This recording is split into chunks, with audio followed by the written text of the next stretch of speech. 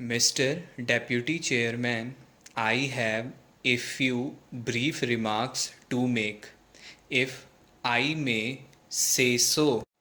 I think in this honorable house, when we discuss such a matter as this, it would be better and in the fitness of things if we discuss it in terms of principles instead of introducing names of individuals, how many rupees who gets, or the names of individual firms. I am not in the least interested to defend high salaries paid by any business firm either in Clive Street, Calcutta, or in any other street anywhere else. But I think it as a matter of principle we should avoid mentioning names of individuals and firms because it seems to be unjust and unfair. We in this house are a privileged group of people, but we should be very careful about using our privilege. Otherwise, we might do damage to the prestige and authority of Parliament in the eyes of the public. Now, sir, I think we should discuss this measure in terms of principles and policies and the two important basic points that are involved in this are a question of investment and a question of incentives. We have decided to bring about what we call a socialist society in this country, and a socialist society does not mean that we should engage ourselves in working out a just distribution of poverty. The main purpose of a socialist society is to produce a sufficiently large volume of wealth so that we can provide our people with at least the minimum requirements of civilized human existence in terms of food, cloth, housing, health, education, and so on. Obviously, this wealth production and the volume of it that we require in terms of our situation requires investment on a massive scale. A socialist society has to invest capital in order to produce wealth.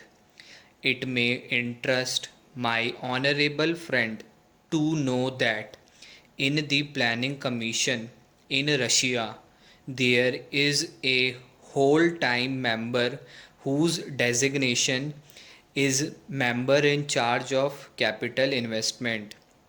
It sounds rather odd that a socialist country has to appoint a man whose principal anxiety is to work out the best way of capital use. Now, sir, in any kind of society such as ours, it is possible to work out the amount of savings that the society can possibly make in terms of its own situation and the amount of investment that is necessary in order to produce the volume of wealth that we have got to produce. If we are going to achieve our social objectives, the difference between what we have got to invest and what we can possibly save in terms of our own society is a very wide gap in our situation, and that gap has to be filled obviously by importing capital from wherever we can get it. If we can get it from a socialist or a communist society. By all means, we should take it. If we cannot get enough from them, we have to take it from other kinds of society, whether we agree or disagree with the social purposes or the kind of political organizations that they believe in.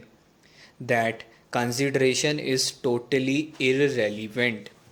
Now, the principal organizer of the Socialist Society in India, that is our leader, the Prime Minister, has himself said that he wants foreign private capital to come into this country.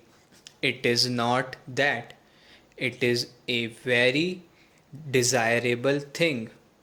It is a necessary thing, whether you like it or not, because otherwise, merely by importing capital, which is public capital owned by governments in those areas of the world where surplus capital exists, we cannot possibly bring into this country that volume of capital which is necessary to fill in this gap between savings and investment.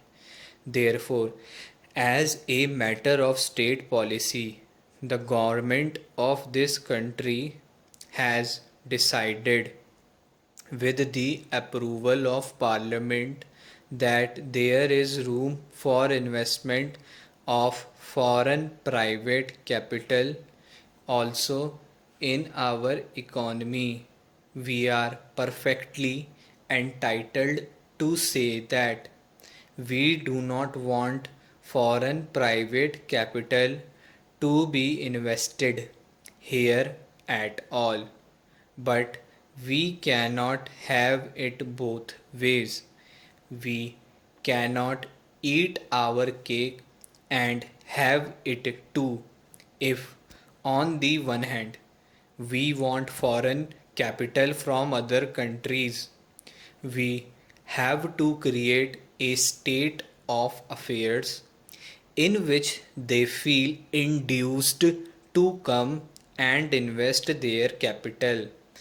As I have said, we are free to say that we do not want it.